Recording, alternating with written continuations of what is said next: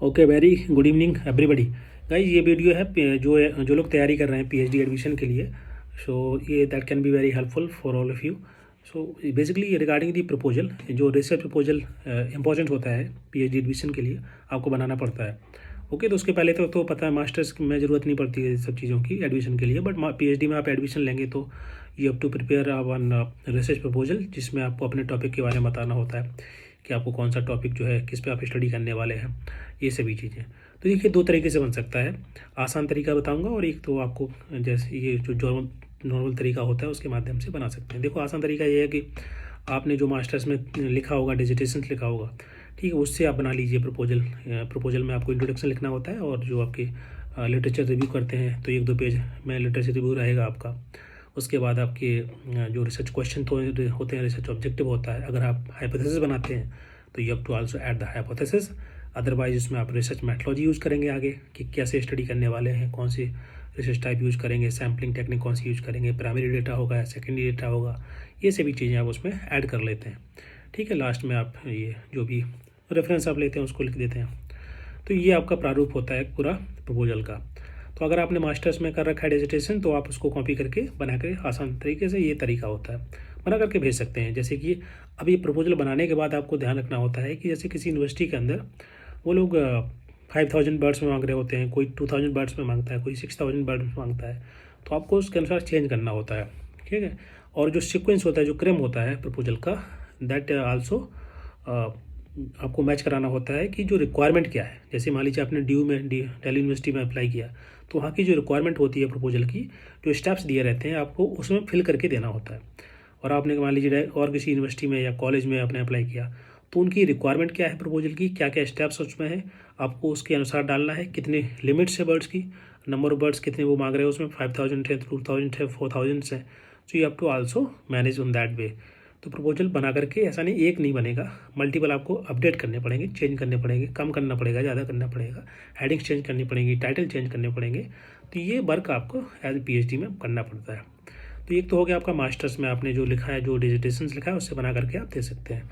एक तरीका हो गया, क्योंकि क्वेश्चन बहुत सारे मास्टर्स की डिजिटेशन से पूछते हैं वो लोग पीएचडी एडिशन में, तो आपको उसके बारे में पता रहना चाहिए, नॉलेज रहना चाहिए। तो एक तो ये तरीका हो गया।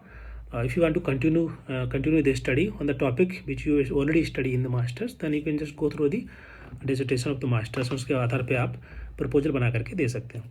दूसरा होता है कि आपको कुछ नया टॉपिक, अब आपको समझ में आ रहा है कि आपको नए टॉपिक पे स्टडी करना है, नाउ आपने उसके बारे में थोड़ा पढ़ा है कहीं से, now you want to study, you want to explore that particular topic, और आप उसमें फर्दर 2-3 साल 4 साल पीएचडी करेंगे। So now you have chosen the one topic. अब उस पर क्या है कि टॉपिक है पता नहीं, लेकिन क्या स्टडी हो चुका है, कितना उसमें रिसर्च गैप है, क्या स्टडी हो सकती है, क्या पॉसिबिलिटी है, फिजिबिलिटी कितनी है, क्या हो पाएगा कि नहीं हो पाएगा, तो ये सभी चीज़ें दिमाग में आती हैं। तो उसके लिए आपको क्या करना है कि वो टॉपिक लीजिए, जो भी उसके इम्पोर्टेंट, मतलब जो भी आपका टाइटल है, टाइटल आप पेस्ट करिए गूगल स्कॉलर में। गूगल स्कॉलर का मैं लिंक दूंगा नीचे दे दूंगा इसमें कमेंट बॉक्स में। तो उस पर क्लिक करके आपको उसमें अपना टाइटल डालना है, और टाइटल में डालेंगे तो बहुत सारे लिंक ओपन होंगे, ठीक है, बहुत सारे। तो उसमें आपको शुरुआत के 4-5 जो है आर्टिकल को डाउनलोड करना है। लिंक ओपन करेंगे तो आर्टिकल ही डाउनलोड होगा, उसमें पीडीएफ आएगी तो पीडीएफ डाउनलोड कर लेना, और करके जो भी ओपन एक्सेस होगा तो मिल जाएगा आसानी से। उसको पढ़ना है आपको। उसमें देखिए पहले एब्स्ट्रैक्ट लिखा होता है, तो उसको पढ़ना कि एब्स्ट्रैक्ट में क्या होता है, कि बताते हैं वो बेसिकली कि आपका ये जो रिसर्च आर्टिकल है किसके बारे में, क्या मेथोलॉजी यूज़ की है और क्या फाइंडिंग्स है, थोड़ा सा 2-3 लाइन में ये बेसिक चीज़ें बता देते हैं। तो उससे आपको समझ में आएगा कि ये कितना इंपॉर्टेंट है हमारे लिए पढ़ने के लिए। नीचे कंक्लूजन रहता है, रिकमेंडेशन रहती है, तो उसको डिस्कशन को पढ़ लेना कि ये पूरा का पूरा आर्टिकल किस बारे में। मान लीजिए पूरा नहीं पढ़ना आपको आर्टिकल, तो ऐसे करके आपको आर्टिकल 10-12 आर्टिकल पढ़ने हैं, तो आपको एक ओवरऑल अंडरस्टैंडिंग डेवलप होगी कि बेसिकली ये टॉपिक कैसे आर्टिकल लिखा जाता है, क्या क्या फाइंडिंग्स हैं, कहाँ कहाँ स्टडी हो चुका है, कैसे स्टडी होती है इस टॉपिक पे, और फर्दर क्या स्टडी हम कर सकते हैं। इससे आप रिसर्च गैप क्रिएट करेंगे। ये लिटरेचर रिव्यू का पार्ट होता है आर्टिकल पढ़ना। तो ऐसे करके आप कुछ आर्टिकल पढ़ेंगे तो आपको समझ में आएगा कि बेसिकली स्टडी क्या हुई है, क्या करना है, वो क्या हो सकती है, फिजिबिलिटी समझ में आएगी आपको, रिसर्च एरिया समझ में आएगा कि कहाँ कहाँ स्टडी हो चुका है, किस एरिया में स्टडी हो सकता है, इंडिया के अंदर कहाँ स्टडी हो सकता है। वो सब चीज़ें आपको आर्टिकल पढ़ने से ही समझ में आएंगी। ऐसे अगर आप सोचेंगे कि मैं बता दूँगी सर क्या टॉपिक चूज कर लूँ, तो आई डोंट नो कि आपका इंटरेस्ट क्या है ना, और कैसे बता सकते, कोई नहीं बता सकता। तो ये वर्क खुद का होता है as a future PhD student, you have to start from the beginning, from today, and आपको आज से ही रिसर्च करना शुरू करनी पड़ेगी और कोई नहीं कर सकता आपके अलावा, ठीक है, क्योंकि आपको ही फर्दर स्टडी करनी है। तो आपको अपनी नॉलेज को बढ़ाना होगा, थोड़ा एफर्ट मेहनत करनी पड़ेगी, क्योंकि ये एडमिशन PhD का है, मास्टर्स का नहीं है कि आप जाके डायरेक्ट एडमिशन ले लिया।